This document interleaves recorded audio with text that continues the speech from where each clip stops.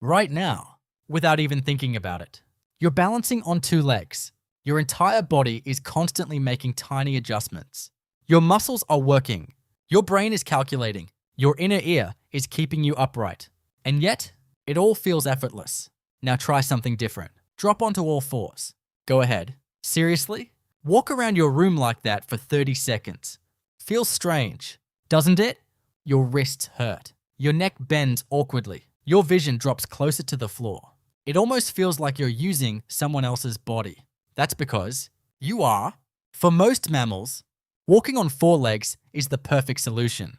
It's stable, fast, energy efficient. Lions use it. Wolves use it. Horses use it. Even our closest living relatives, chimpanzees and gorillas, still spend much of their lives moving on all fours. So why are we different? Why did evolution take one branch of African apes and turn them into the only mammals that walk upright? All day, every day, at first glance, it almost seems like a terrible idea. Walking upright isn't particularly fast. We're nowhere near as quick as a horse. We're certainly not as agile as a leopard. And falling over suddenly becomes a much bigger problem when your head is almost 2 meters above the ground. In fact, human evolution created a body that's full of compromises. Our backs ache, our knees wear out, our feet develop problems. Giving birth became far more difficult than it is for most other primates. If evolution is supposed to favor better designs, why would it create so many obvious weaknesses? The answer may be that evolution wasn't trying to create the perfect walker. It was solving an entirely different problem. To understand that problem, we need to travel back more than 6 million years to a world where our ancestors barely looked human at all. A world covered, not by endless grasslands, but by forests. 6 or 7 million years ago, Africa looked very different. It wasn't one endless open savanna stretching to the horizon. Instead, much of the landscape was a patchwork: dense forests, woodlands, open grasslands, rivers, lakes, and changing climates constantly reshaped the environment. Some years were wetter, some became much drier. Forests expanded, then shrank again. For the ape-like ancestors living there, that created a serious challenge. Life in the trees had always been relatively safe. Branches offered food, leaves provided shelter. Height protected them from many predators. But as forests became increasingly fragmented, those comfortable homes were no longer connected. To reach the next patch of trees, our ancestors sometimes had to cross open ground. Imagine stepping out of the forest for the very first time. There's nowhere to hide, no branches above you, no quick escape into the canopy. Every second spent in the open makes you vulnerable. Lions, hyenas, saber-toothed cats, even giant birds of prey may have posed a danger to young individuals. Crossing the grasslands wasn't simply inconvenient. It could be deadly. For decades, scientists believed this changing environment might explain why our ancestors began walking upright.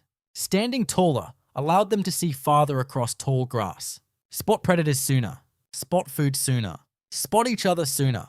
It's an elegant idea, but like many ideas in evolution, it's probably only part of the story, because there's one big problem.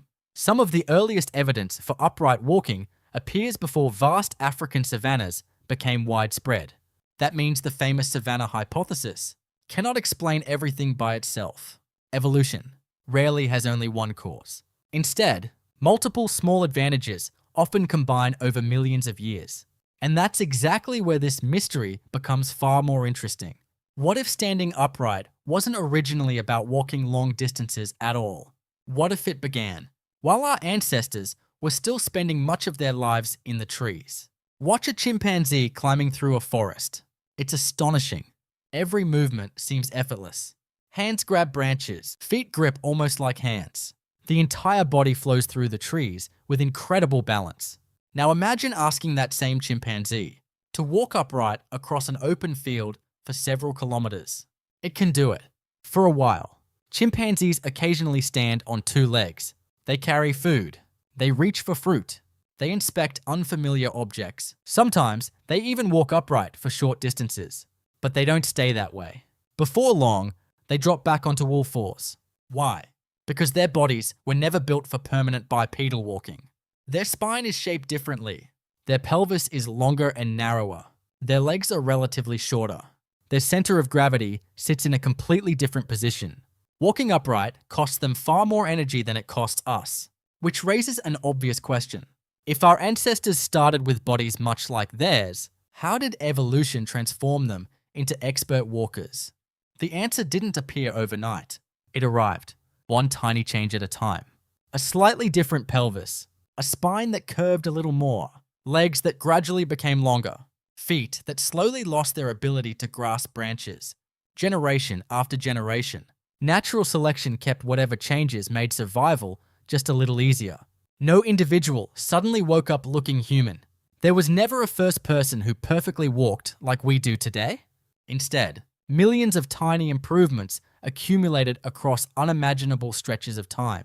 One of the most famous pieces of evidence comes from an individual you've probably heard of before, Lucy. Discovered in Ethiopia in 1974, Lucy belongs to a species called Australopithecus afarensis. She lived about 3.2 million years ago, and although her brain was still much smaller than ours, her skeleton revealed something extraordinary. She walked upright, not exactly like a modern human, but much more efficiently than any living ape. Her pelvis, her knees, her spine, even the angle of her thigh bones, all tell the same remarkable story. Long before humans built cities, invented writing, or even made sophisticated stone tools, our ancestors were already learning how to walk like us, and Lucy wasn't alone. Even older discoveries suggest that upright walking may have begun millions of years before her species ever appeared. Which means the story of walking on two legs started much earlier than scientists once believed. But if evolution spent millions of years improving this ability, there had to be an enormous reward waiting at the end. So what exactly did humans gain that made all those awkward compromises worthwhile? One of the oldest questions in human evolution is surprisingly simple. What was the advantage? If walking on two legs made our ancestors slower, less stable, and more vulnerable to back pain, what could possibly outweigh all those disadvantages? Scientists have proposed dozens of ideas. Some have become famous. Others have gradually lost support as new discoveries emerged. Let's begin with perhaps the most intuitive one: freeing the hands. Imagine you're carrying food back to your family. If you're moving on all fours, your hands are already busy supporting your body. Everything you collect must fit inside your mouth or be abandoned. Now imagine standing upright. Suddenly, both hands become available. You can carry fruit, stone tools, water, firewood, or perhaps most importantly, your children. Modern primates occasionally carry objects while walking upright. Chimpanzees do it. Bonobos do it. Even gorillas sometimes stand to transport food. But because they aren't specialized bipeds, they usually return to all fours after only a short distance. Our ancestors may have taken that temporary behavior and slowly turned it into a permanent lifestyle. The ability to carry resources could have transformed social life. Instead of eating everything immediately, food could be shared. Parents could provide for their young more effectively. Groups could transport valuable objects across longer distances. Cooperation became easier. And cooperation is one of humanity's greatest evolutionary strengths. But here's where the story becomes more complicated. Some researchers argue that freeing the hands probably wasn't the original reason for walking upright. Instead, it may have been an unexpected bonus. After all, you first need to evolve upright walking before your hands become permanently available. That suggests another force may have pushed evolution in that direction first. Could the answer have been heat? Picture yourself crossing the African landscape at midday. The sun is directly overhead. The ground is scorching. Every minute under that intense sunlight drains precious water from your body. Now compare two body positions. One animal walks horizontally. Its entire back absorbs the full force of the sun. The other stands upright. Only its head and shoulders face the strongest sunlight. The rest of the body receives much less direct solar radiation. That's a surprisingly important difference. Studies using biomechanical and climate models suggest that upright posture can reduce heat gain while increasing exposure to cooling air currents. For an animal living in increasingly warm environments, that could mean surviving longer before overheating. Not because walking upright is faster, but because it helps manage one of Africa's greatest challenges, heat. Suddenly, bipedalism begins to look less like an awkward mistake and more like an elegant solution. But even that may not tell the whole story, because another advantage was quietly emerging, one that would eventually change the fate of our entire species. Imagine trying to survive with your family while carrying everything you own: a sharp stone, a wooden digging stick, food gathered during the day, a thirsty child too tired to keep walking. Every extra hand suddenly matters. Walking upright didn't just free our hands, it changed what our hands could become. Long before humans built cities, our ancestors were becoming better carriers, better gatherers, better tool users, better parents. Think about a mother carrying her baby. Unlike many mammals, human babies are born remarkably helpless. They can't cling to their mother's fur the way baby chimpanzees can. In fact, we barely have any fur at all. That means infants often need to be carried, sometimes for years. Having both hands available may have made parenting dramatically more flexible. Parents could move farther, carry food and children together, protect young while traveling between feeding areas. Some anthropologists believe these changes strengthened cooperation inside early human groups. Sharing food became easier. Sharing childcare became easier. And when survival depends on helping one another, natural selection often rewards individuals who cooperate. But perhaps the greatest transformation wasn't happening in the hands. It was happening below them. Our feet.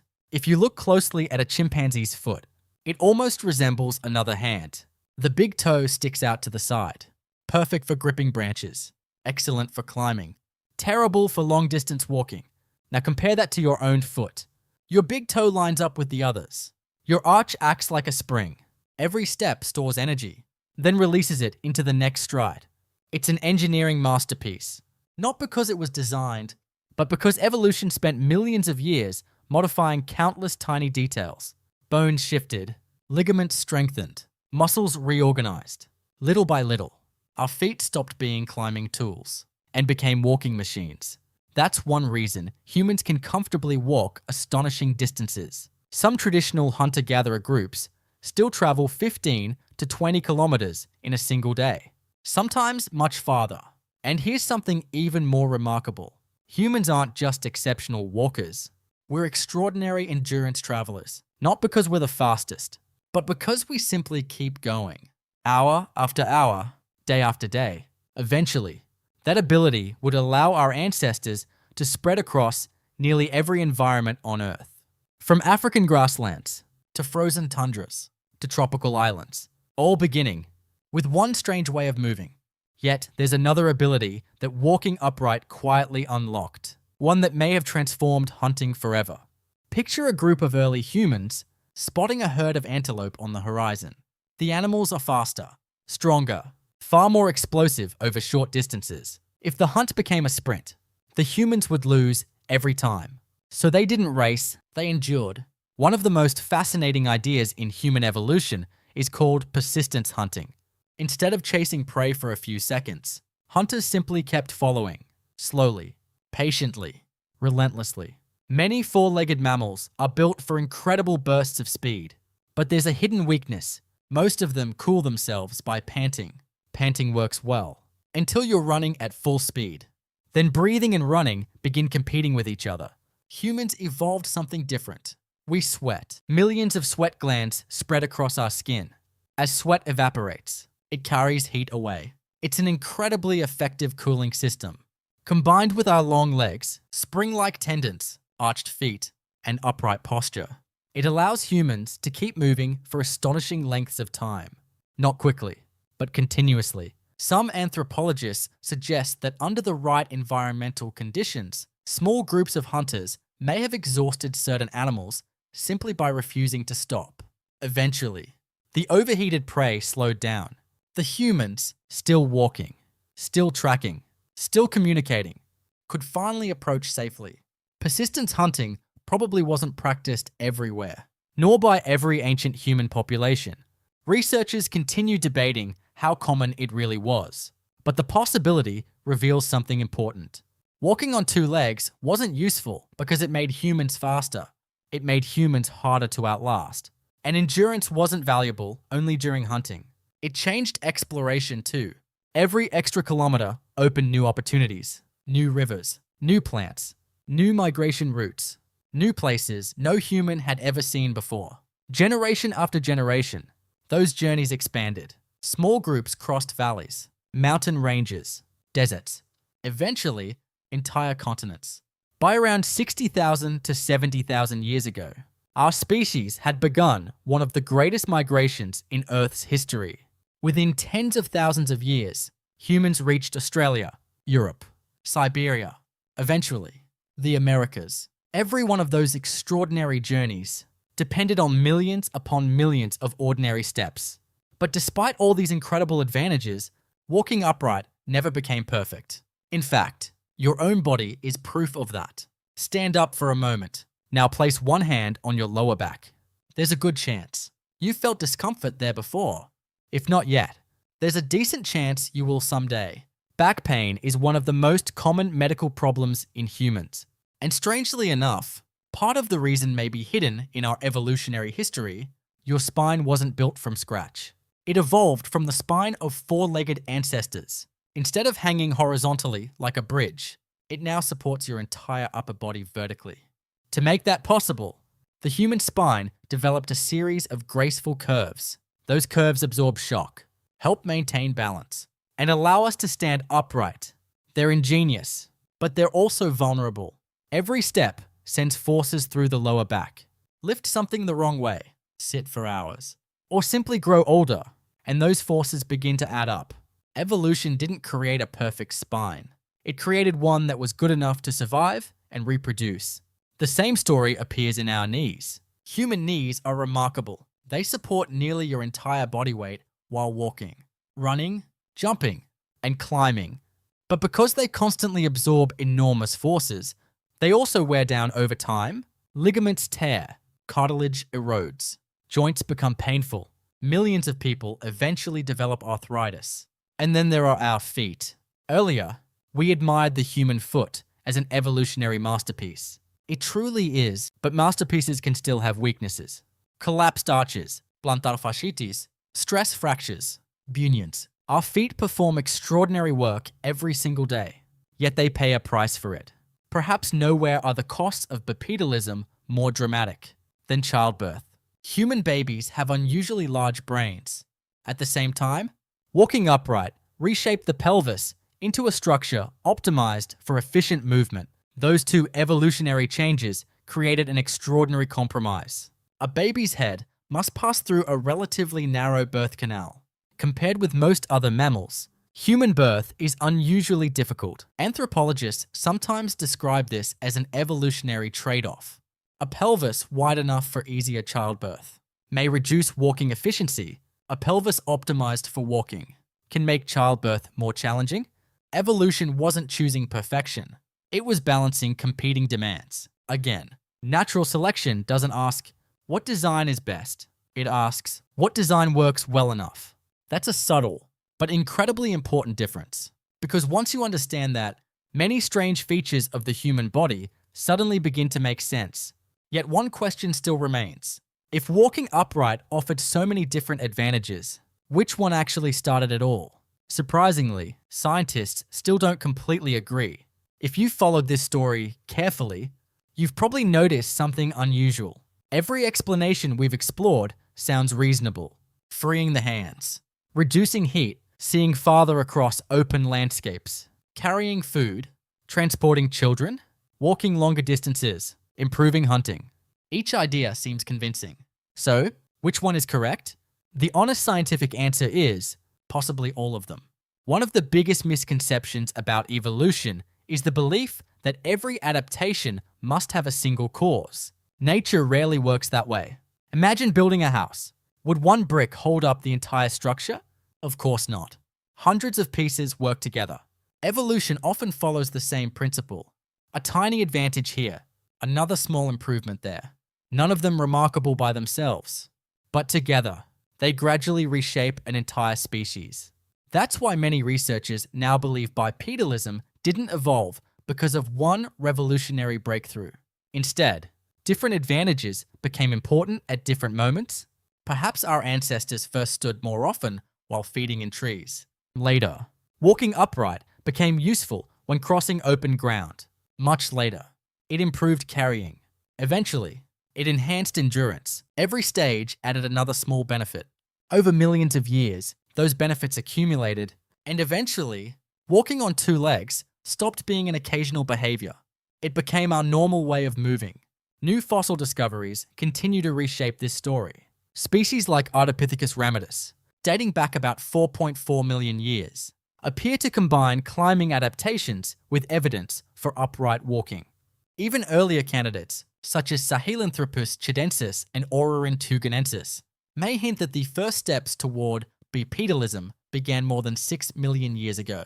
But interpreting fragmentary fossils is never simple. Sometimes scientists discover only a few teeth, a partial femur, pieces of a pelvis, a handful of foot bones. From those fragments, they reconstruct entire evolutionary stories. It's a remarkable scientific achievement. But it's also why healthy debate continues. Every new fossil has the potential to support existing ideas, or completely overturn them. That's one of the most exciting parts of paleoanthropology. The story is still being written. Right now, somewhere beneath layers of ancient rock, another fossil may already exist, waiting for someone to find it, waiting to rewrite everything we think we know about why humans stand upright. And perhaps that's exactly how science should work. Not by claiming absolute certainty, but by constantly improving our understanding as new evidence appears. Which brings us back to the simple act you've been doing throughout this entire video. Standing. You've been standing, walking, shifting your weight without giving it a second thought. Every step feels ordinary, automatic, effortless. But the ability you're using right now is the product of millions of years of evolutionary experimentation, long before cities, before farming, before language, before even the earliest stone tools. Our ancestors began taking a different path. Quite literally, they stood, not perfectly, not all at once, and not for a single reason. Generation after generation, natural selection kept tiny changes that made survival just a little more likely. A slightly better balance, a slightly stronger hip, a foot that pushed forward more efficiently, a spine that carried the body a little more comfortably. No individual noticed the transformation. Yet across millions of years, those tiny improvements accumulated into something extraordinary. Eventually, one species could do something no other mammal had ever mastered. Walk upright, all day, every day. That single change reshaped almost everything that followed. Our hands became available for carrying, building, and creating. Our bodies became capable of traveling incredible distances. Our ancestors explored new environments, shared more food, cooperated more effectively, raised increasingly dependent children, and over time, those same hands would carve stone tools, light fires, paint cave walls, write books, build telescopes, launch spacecraft, all beginning with one remarkably simple act: standing up. Of course, many mysteries remain. Scientists still debate exactly when permanent bipedalism evolved, exactly which species first mastered it, and exactly which selective pressures mattered most. New fossils, new technologies, and new discoveries may continue changing this story for decades to come. That's one of the most fascinating parts of science. The goal isn't to protect old ideas, it's to follow the evidence, wherever it leads. So, why did humans start walking on two legs? The most honest answer is that evolution probably never made one single decision. Instead, countless small advantages slowly combined until walking upright became one of humanity's defining characteristics. It wasn't the fastest solution, it wasn't the easiest, and it certainly wasn't perfect, but it was good enough. Good enough to help one small population of African apes survive. Good enough to reshape an entire planet. And good enough that billions of people still walk that same evolutionary path every single day. The next time you stand up, take a single step, or simply look out across the horizon, remember this: you're performing one of the most extraordinary evolutionary achievements in Earth's history. Millions of years ago, one small step changed everything. And in many ways, human history has simply been the story of every step that followed. If you enjoyed uncovering the science behind one of humanity's greatest evolutionary mysteries, subscribe to Sketching Humanity. Every episode begins with an ordinary question and reveals the extraordinary story hidden inside our ancient past. Until next time, keep asking questions, because every great discovery starts with curiosity.